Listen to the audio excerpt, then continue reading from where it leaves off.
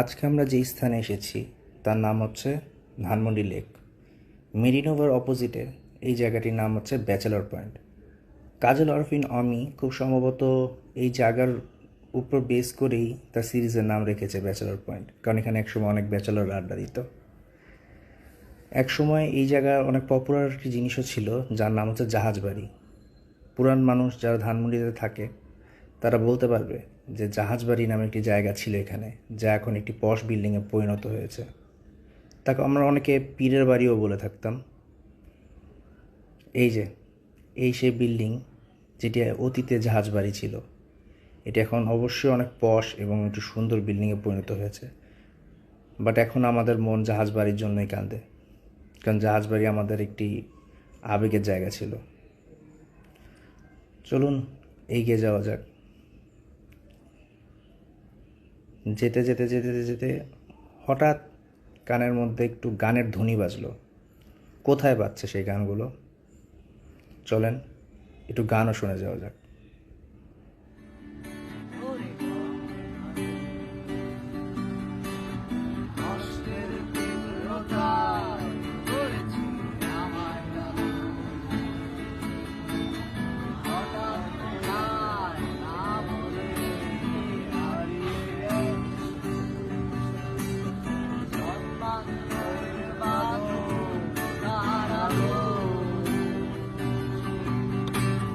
সবাই বলে ওই আকাশে লুকিয়ে আছে,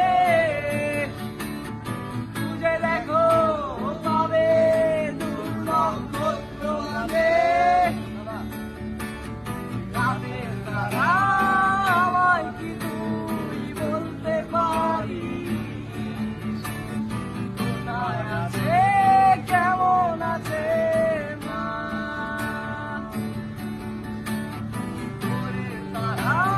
রাতের তারা আমাকে জানিয়ে দিস, অনেক কেঁদেছি আর কাঁদতে পারি না।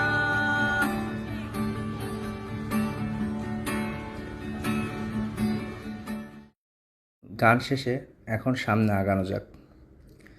তার অপোজিটেই একটি ফুড কোর্ট রয়েছে, অনেক বড় ফুড কোর্ট, খুব রং বেরঙের লাইট লাগানো, বিভিন্ন রকমের টেবিল সেট করা, যেখানে কপোতরা বসে কথাও বলছে। এমনি নর্মাল দিনে এত বেশি মানুষ থাকে না, শুক্র শনিবারে এখানে অনেক মানুষ থাকে। জায়গাটির নাম হচ্ছে নায়রি, নামটা খুব সুন্দর। এখানে অফ ডেতে ঝর্ণাও ছাড়া হয়, যেটা নর্মাল ডেতে ছাড়া হয় না। আশেপাশে অ্যাটমসফিয়ার খুবই সুন্দর, মশার কামড় বাদে বাকি সব কিছুই ঠিক আছে। টাইম স্পেন্ড করার জন্য খুবই সুন্দর একটি জায়গা। আপনারা আসলে এদিকে বসে চা খেতে পারেন। চটপটিয়া চা ছাড়া আমার মনে হয় না এখানে ভালো কিছু পাওয়া যেতে পারে। বাকিটা আপনারা খেয়ে আমাকে জানাবেন অবশ্যই। চলেন এখন মেইন আকর্ষণ গোল চত্বর দিকে যাওয়া যাক। তার আগে দেখলাম কিছু আপুরা ফুল কিনছে, আর তার ঠিক অপোজিটে একজন তার এক্স গার্লফ্রেন্ডের কারেন্ট বয়ফ্রেন্ডকে শ্যুট করার জন্য শ্যুটিং প্র্যাকটিস করছে। জম্বেশ হচ্ছে ভাই, জম্বেশ হচ্ছে। শেষ ফাইনালি আসলাম গোল চত্বরে। এখানে ছুটির দিনে কনসার্ট হয়, আর আমরা 90s কিডরা যখন স্কুল কলেজে পড়তাম তখন আমরা বিভিন্ন স্কুল কলেজ মিলে এদিকে গ্যাঞ্জাম করতে আসতাম। এটা ছিল আমাদের গ্যাঞ্জাম পয়েন্ট। এক এক সাইডে এক একজন থাকতো, বিভিন্ন রকমের গ্যাঞ্জাম হতো। সেই দিনগুলোকে খুব মিস করি, খুবই মিস করি। কালের বিবর্তনে এখন আস্তে আস্তে এটার আশেপাশে অনেক কিছু হয়ে গেছে। বিভিন্ন রকমের ফুড কোর্ট, কেউ বেলুন বিক্রি করছে, কেউ বা ফোয়ারা বিক্রি করছে, কেউ বাবল বিক্রি করছে, কেউ চানাচুর, কেউ বুট। গোল চত্বরের পাশেই অনেকগুলো, হাতে গুনে শেষ করা যাবে না, কিন্তু অনেকগুলো ফুডকার্ট তৈরি হয়েছে, যেখানে মানুষ চা খায়, গল্প করে, আড্ডা দেয়।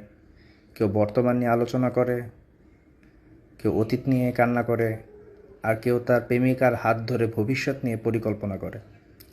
জানি না কে কী নিয়ে কথা বলে, কিন্তু এই জায়গাটি আসলে টাইম পাসের জন্য খুবই ভালো।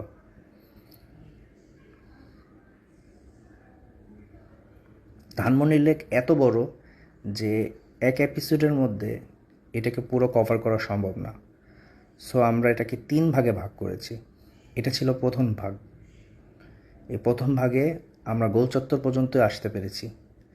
ইনশাল্লাহ নেক্সট ব্লগের মধ্যে আপনাদেরকে ধানমন্ডি লেকের আরও বিভিন্ন জায়গার সাথে পরিচয় করিয়ে দিব, কোথায় কি পাওয়া যায় কি না পাওয়া যায়। ততদিন পর্যন্ত চোখ রাখুন আমাদের পেজে। আসসালামু আলাইকুম ওয়া রাহমাতুল্লাহ। ভালো থাকবেন সবাই।